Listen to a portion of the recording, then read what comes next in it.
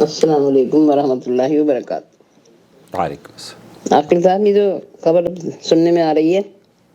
افغانستان کی کہ وہاں پر 8 رکعت تراویح پڑھنے پر پابندی ہے، اور اگر کوئی پڑھ لیتا ہے تو اس کو گرفتار کر لیتے ہیں، سزا دیتے ہیں، کہ یہ کس حد تک صحیح ہے یہ بات؟ نحمدہ ونصلی علی رسولہ الکریم، اما بعد۔ یہ اصل میں ایک سرکولر ہے اور اس میں باقاعدہ طور پر مہر بھی لگی ہوئی ہے، اور اس کا ترجمہ بھی ہمارے دوست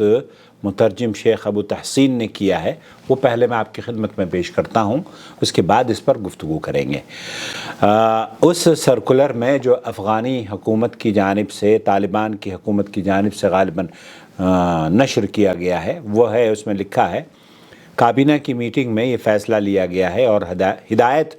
دی گئی ہے کہ جن لوگوں کی شناخت 8 رکعت تراویح کی نماز ادا کرنے کے طور پر کی گئی ہے،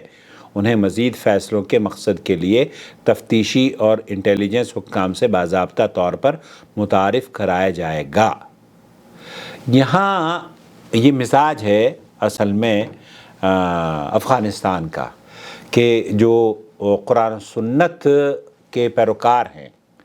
سلفی اسکول آف تھاٹ یا اہل حدیث مکتب فکر کے قائلین کو جب سے حکومت طالبان وہاں پر وجود میں آئی ہے، اور جب انہوں نے اس جدوجہد کا آغاز کیا تھا، تبھی سے وہ اہل حدیثوں کے پیچھے پڑے ہوئے تھے، اور کئی علماء کو انہوں نے، اہل حدیث علماء کو، کئی علماء کو انہوں نے شہید بھی کیا۔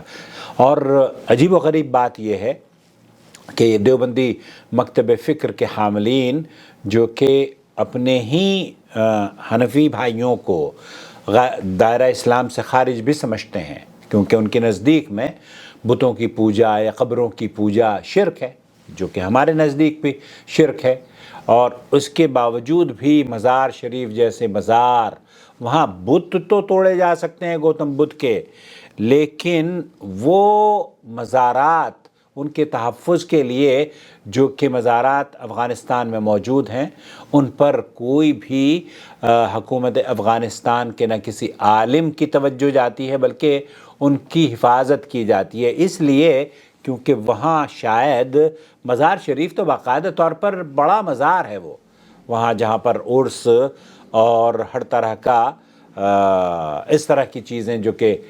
اسلام میں جائز نہیں ہیں، طواف کرنا، سعی کرنا، چادریں چڑھانا اور جھکنا اور رکوع اور سجود کرنا، نظر و نیاز دینا، اور وہاں پر اگربتیاں جلانا، یہ ساری چیزیں افغانستان میں بھی ہوتی ہیں۔ تو نہ جانے کیوں ان لوگوں کے لیے تو بڑا سافٹ کارنر ہے، اور وہ لوگ جو کہ حرمین یا نبی کریم صلی اللہ علیہ وسلم کی سنت کے مطابق 8 رکعت یا 11 رکعت تراویح پڑھ لیتے ہیں، تو ان کو عتاب سے گزرنا پڑتا ہے، ان کو انٹیلیجنس وہاں کی جو حکومت ہے وہ پولیس کے دفاتر کے چکر کٹواتی ہے، اور پھر کئی مرتبہ سنا گیا ہے کہ ان کو سزائیں بھی دی جاتی ہیں، بلکہ بعض مرتبہ تو کئی ایسے علماء کو دیکھا گیا ہے، کئی ایسے حادثات وہاں پر پیش آئے ہیں کہ مساجد کو بھی منہدم کر دیا جاتا ہے، حالانکہ یہ درست نہیں ہے، یہ درست نہیں ہے۔ اس موقف کی جتنی بھی مذمت کی جائے وہ کم ہے، بلکہ ہمارے ایک عالم دین ہیں شیخ خان جمیل احمد العمری المدنی، انہوں نے لکھا ہے کہ لا حول ولا قوت الا باللہ، امارت اسلامی افغانستان میں 8 رکعت تراویح کی نماز پڑھنا جرم بن گیا ہے۔ عین سنت نبوی کے مطابق 8 رکعت تراویح پڑھنا امارت اسلامی کے پاس گویا دہشت گردی کے زمرے میں آئے گا۔ 8 رکعت تراویح پڑھنے والوں کی انٹیلیجنس سروسز سے تفتیش کرائی جائے گی۔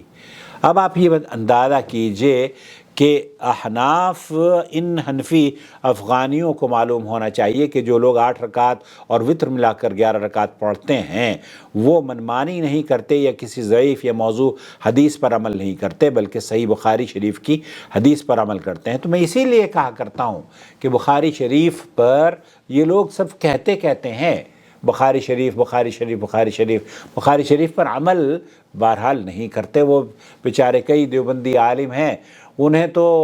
وہ ہماری ویڈیو لیتے ہیں اور اپنے چینل پر چلاتے ہیں اور وہ کہتے ہیں کہ عاقل صاحب کا تو منہ بند کر دیا طالب علم نے. ارے بھائی طالب علم نے میرا منہ بند کر دیا, چلے خوش رہیے, آپ خوش ہو جائیں, لیکن اللہ کے بندے اس اپنے منہ کو جہنم کی آگ سے بچا لو. واللہ اپنے آپ کو جہنم کی آگ سے بچا لو. آپ صحیح بخاری پر حدیث کرتے, صحیح بخاری کی حدیثوں پر عمل کرتے تو کم از کم یہ ماحول نہ ہوتا.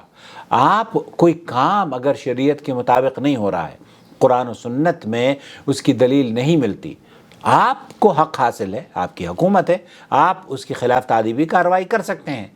لیکن جب صحیحین کے اندر نبی کریم صلی اللہ علیہ وسلم کی نماز کا طریقہ, رات کی تہجد کی نماز کا طریقہ موجود ہے, 11 رکعت نماز اللہ کے رسول صلی اللہ علیہ وسلم پڑھا کرتے تھے, تو پھر آپ کو اسی عمل کرنے والے کو جیل یا سزا یا اس کے خلاف تعدیبی کارروائی کرانے کا مقصد یہ لگتا ہے کہ آپ کسی ایسے اسلام کی ترجمانی کر رہے ہو جو قرآن اور حدیث میں تو نہیں ہے. قرآن اور حدیث مکمل ہونے کے بعد پھر مدون ہوا ہے, پھر وہ ترویج پایا ہے, پھر اس کو منظم طریقے سے آپ لوگوں نے بنایا ہے. تو میرے بھائی, میرے لیے اور آپ کے لیے یا امت مسلمہ کے لیے ہر وہ دین, ہر وہ بات, وہ حدیث یا وہ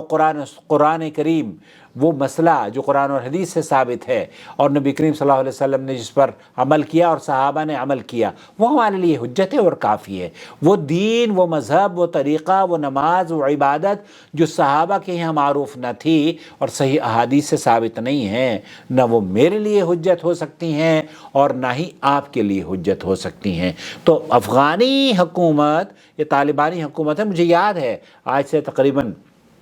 30-35 سال پہلے کی بات ہے نا, جب یہ افغانستان میں لڑائی چل رہی تھی, تو ایسی صورت میں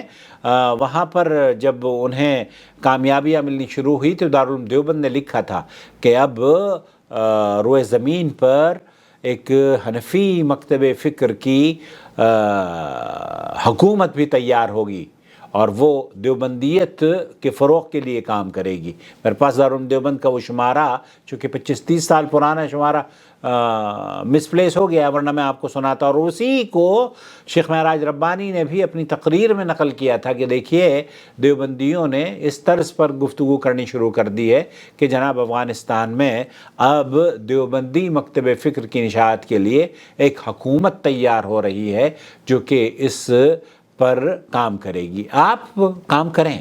آپ اپنے مکتب فکر کی نشر و اشاعت کے لیے کام کریں, لیکن جو آدمی قرآن و سنت پر عمل کرتا ہو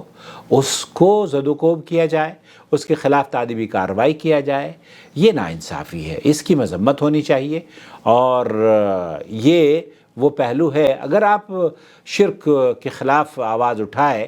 تو ہم آپ کے ساتھ ہیں, لیکن اگر ان لوگوں کے خلاف آواز اٹھاتے ہیں جو نبی کریم صلی اللہ علیہ وسلم کی سنت پر عمل کرتے ہیں, تو پھر آپ کو ایک لمحے کے لیے سوچنا چاہیے کہ اللہ رب العالمین اگر آپ سے یہ پوچھ بیٹھا کہ ان لوگوں کا قصور صرف اتنا تھا کہ نبی کریم صلی اللہ علیہ وسلم کی احادیث پر عمل کرتے تھے, تو آپ کیا جواب دیں گے؟ ہم نے بہت خیال رکھیں. اور یہ